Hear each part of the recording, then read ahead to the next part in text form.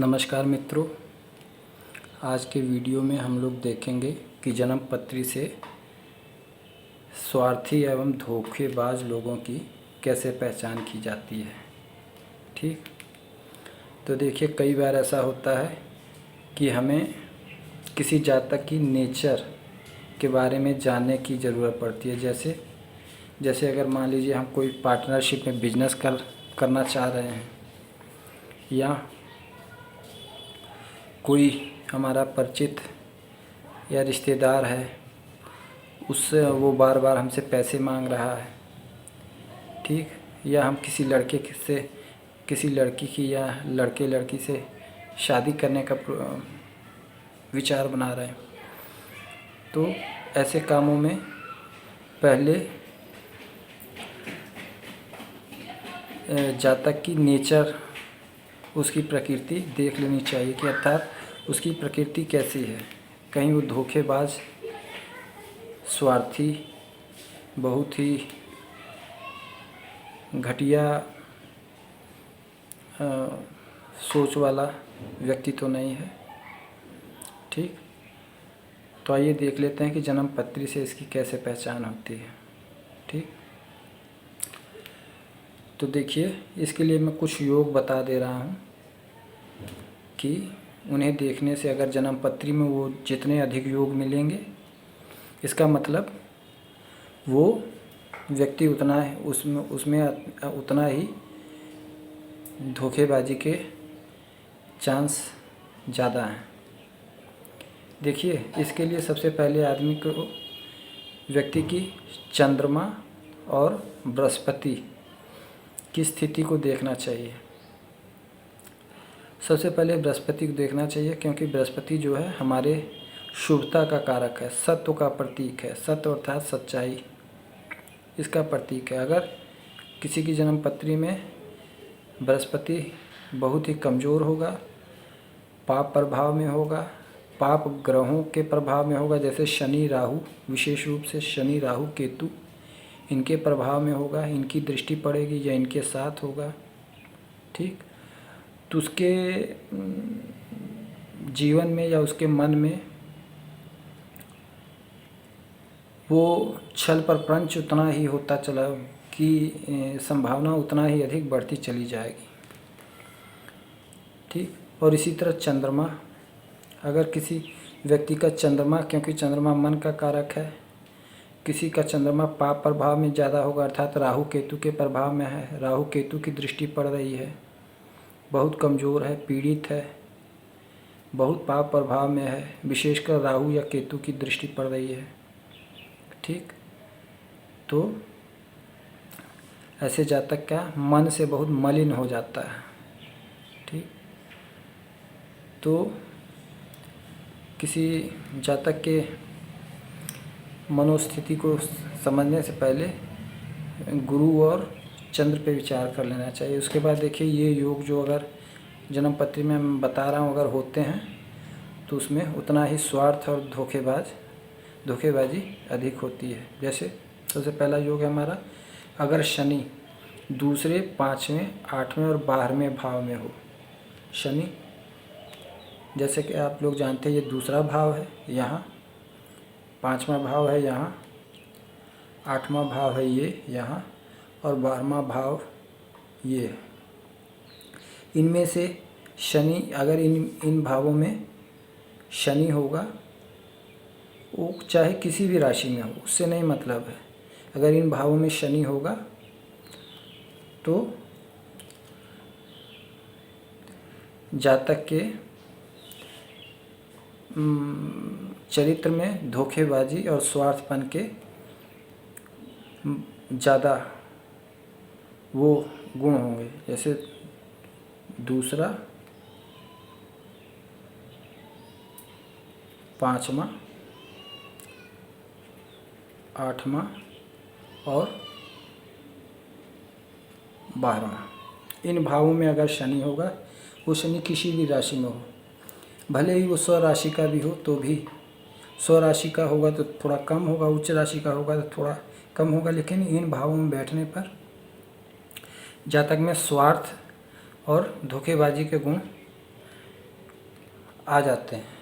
अगर अच्छी स्थिति में होगा तो कम आएंगे, और अगर ख़राब स्थिति में होगा तो ज़्यादा आएंगे। और इसी में अगर राहु या केतु आ जाएगा तो और ख़राब स्थिति हो जाएगी। ठीक। और ये भी बात ध्यान देने योग्य है, जब अगर किसी का शनि इन भावों में है और शनि की महादशा अगर चल रही है तो उसमें इन गुणों का, इन अवगुणों का कहिए, तो उस समय ज़्यादा वो डोमिनेट रहेंगे, ज़्यादा प्रभावी रहेंगे। ठीक। शनि की महादशा में मुख्य रूप से और अंतरदशा में भी होगा, लेकिन उतना असर नहीं होगा, लेकिन शनि की महादशा में ऐसा ज़्यादा होने की संभावना है। उसके बाद देखिए, ये जो राहु से योग हैं ये विशेष राशियों के साथ ही हैं। जैसे मान लीजिए, जैसे तीसरे भाव में अगला योग है हमारा, तीसरे भाव में छठे या आठवीं राशि का राहु हो। छठी राशि होती है कन्या और आठवीं राशि होती है वृश्चिक। अगर तीसरे भाव में छठी राशि का वो हो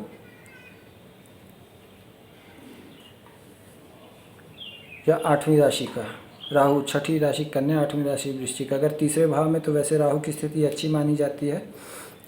लेकिन अगर छठी कन्या या वृश्चिक राशि का राहु होगा तो उसमें धोखेबाजी के संभावना, धोखेबाजी, उसकी प्रकृति कुछ धोखेबाजी टाइप की होगी, स्वार्थी ज़्यादा होगा। ठीक। लेकिन विशेष उसमें सब राशियों को नहीं देखना है, कन्या और वृश्चिक राशि में विशेष रूप से अगर तीसरे में रहेगा तो ऐसा होता है। उसके बाद पाँचवें, छठे, सातवें और दसवें, छठा भाव है ये, सातवां भाव है ये, और दसवां भाव है ये। ठीक। अगर इन भावों में राहु होगा, पाँचवें भाव में, सर माफ़ कीजिएगा गलती हो गई, पाँचवें भाव में छठी, सातवीं और दसवीं राशि का राहु, इस भाव में, इस भाव में, पाँचवें भाव में कन्या, तुला या मकर राशि का अगर राहु होगा तो भी उसमें धोखेबाजी के गुण होने की ज़्यादा संभावना है। और उसके बाद छठे भाव में धनु राशि का, नौवीं राशि का, इसमें छठे भाव में धनु राशि का अगर वो होगा राहु तो भी ये समस्या रहेगी। उसके बाद अगर ऐसा किसी के ऐसा राहु है और अगर राहु की महादशा चल रही है तब ये गुण उसमें ज़्यादा प्रभावी होंगे, उसकी वो ज़्यादा ऐसी प्रवृत्ति की ज़्यादा संभावना है। अगर ऐसा कोई जातक है जिसके साथ आपको कोई वो करना है, डीलिंग करनी है या कुछ भी उसका नेचर जानना चाहते हैं तो राहु की महादशा में विशेष रूप से उससे सावधान रहने की आवश्यकता है, क्योंकि ऐसी अवस्था में ऐसा जातक अपने स्वार्थ के लिए कुछ भी कर सकता है। ठीक। उसके बाद देखिए, ये जो योग हैं केतु से बनते हैं। केतु से कौन कौन से योग हैं? लग्न में मेष राशि का केतु हो, यहाँ लग्न में मेष राशि का केतु हो, अगर मेष राशि में केतु बैठा हो तब, या तीसरे भाव में मिथुन राशि का केतु हो, तीसरी राशि मिथुन है, मिथुन राशि का केतु हो ये यहाँ, या पाँचवें भाव में आठवीं या नौवीं राशि का केतु हो, अर्थात वृश्चिक या धनु राशि का केतु हो अगर पाँचवें भाव में, और छठे भाव में छठे भाव में धनु राशि का अगर केतु हो, और या 11वें भाव में यहाँ दूसरी या नौवीं अर्थात वृष या धनु राशि का केतु हो यहाँ, तब ऐसे जातक भी धोखेबाज और स्वार्थी प्रकृति के होते हैं। ठीक, तो ये जो केतु से बनने वाले योग हैं, अगर ऐसा किसी की जातक की कुंडली में ऐसा है, इन भावों में, इन राशियों पे अगर केतु है तो उससे सावधान रहने की आवश्यकता है। और विशेष रूप से अगर उसकी केतु की महादशा चल रही है तब विशेष रूप से ये समस्या ज़्यादा हो सकती है। ठीक,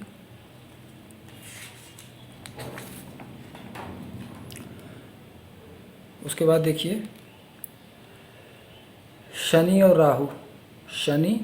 और राहु दोनों ये किसी के छठे भाव में हो यहाँ, या 11वें भाव हो यहाँ, इन दोनों में से किसी भाव में अगर किसी के शनि या राहु हों, और जैसा जातक भी धोखेबाज प्रकृति का होता है, यह बहुत स्वार्थी प्रकृति का होता है, अपना हमेशा येन केन प्राकृण अपना स्वार्थ साधने में लगा रहता है, और जब उसकी स्वार्थ पूर्ति हो जाती है तब वो अपना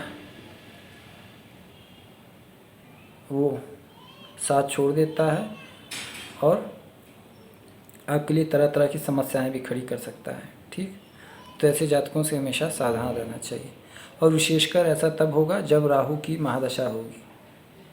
ठीक, उसके बाद देखिए गुरु का मैंने पहले ही बता दिया, गुरु हमारी जीवन में सात्विकता का, सत्व का प्रतीक होता है। गुरु जितना किसी का बलवान होगा, जितना ही शुभ स्थिति में होगा वो, और जितना ही अच्छे ग्रहों के प्रभाव में होगा, उसके जीवन में सत्व, ज्ञान, सात्विकता उतनी ही बढ़ती चली जाएगी, सच्चाई उतनी ही बढ़ती चली जाएगी। किसी जातक के अगर गुरु और राहु साथ में है तो उसके जातक के धोखेबाज, स्वार्थी होने के ज़्यादा वो होते हैं। ठीक, अगर विशेष रूप से इन भावों में अगर होगा ऐसा तो ज़्यादा संभावना, जैसे कौन कौन से भाव में, पहले भाव में लग्न में, दूसरे भाव में, 5वें भाव में, 8वें भाव में और 11वें भाव में, अगर इन भावों में गुरु और राहु दोनों हैं तब ये समस्या विशेष रूप से हो सकती है, और विशेषकर राहु की महादशा में। ठीक, तो राहु की किसी के जन्म पत्री में ऐसी स्थिति हो और उसकी राहु की महादशा चल रही हो तो उसे सावधान रहने की आवश्यकता है। ठीक, उसके बाद ये जो योग है खाली पति या पत्नी के कुंडली में देखना है। अगर किसी जातक के कुंडली में ऐसा योग है तो वो अपने जीवन साथी से बहुत स्वार्थ से ही मतलब रखता है, हमेशा उससे स्वार्थ साधने में ही लगा रहता है। ऐसा कब होता है, जैसे सप्तमेश अर्थात ये इस भाव का स्वामी दूसरे भाव में हो, इस भाव में हो। ठीक, 7वें भाव का स्वामी, इस भाव का स्वामी इस वो भाव में हो। जैसे मान लीजिए यहाँ 5वीं राशि है सिंह की, तो अगर किसी जातक के 5वीं राशि में है यहाँ और उसका सूर्य दूसरे भाव में बैठा हुआ है तो इसका मतलब ये कि वो हमेशा अपने जीवन साथी से छल कपट और स्वार्थ साधने में ही लगा रहता है। अगर पुरुष की जन्म पत्री में तो वो अपनी पत्नी के साथ ऐसा करेगा, अगर लड़की की जन्म पत्री में तो अपने पति के साथ ऐसा करेगी। ठीक, और ये बात बहुत महत्वपूर्ण है कि इन सब योगों को देखने के साथ साथ जन्म पत्री में गुरु और चंद्र की स्थिति और उन पर शुभ प्रभाव, उनका बल भी अवश्य देख लेना चाहिए। अगर किसी की जन्म पत्री में गुरु बलवान है, अच्छे प्रभाव में है, और चंद्र भी बलवान है, चंद्र बलवान है, अच्छे प्रभाव में है, तो इन अवगुणों की कमी हो जाती है, उसी अनुपात में कमी हो जाएगी। तो इसलिए कभी भी किसी योग का देख के ही कोई निर्णय नहीं ले लेना चाहिए, हमेशा जन्म पत्री का समग्र पूरा अध्ययन करना चाहिए, तभी किसी निर्णय पर पहुंचना चाहिए। ठीक, तो अगर इन योगों का आप किसी से भी कोई वो लेन देन या संबंध करने से पहले अगर आप उस व्यक्ति की जन्म पत्रिका देख के अगर उसके बात करते हैं तो आपको बहुत संभावना है कि आपको कभी भी धोखा या बेईमानी करने की बेईमानी मिलने की आशा बहुत कम रहेगी, संभावना बहुत कम रहेगी। ठीक, तो आशा करता हूँ कि आज का वीडियो आपको अच्छा लगा होगा। अगर अच्छा लगा तो कृपया हमारे वीडियो को लाइक कीजिए, चैनल को सब्सक्राइब कीजिए, और अगर आप हमसे कांटेक्ट करना चाहते हैं तो इस मोबाइल नंबर पर हमसे कांटेक्ट कर सकते हैं। धन्यवाद।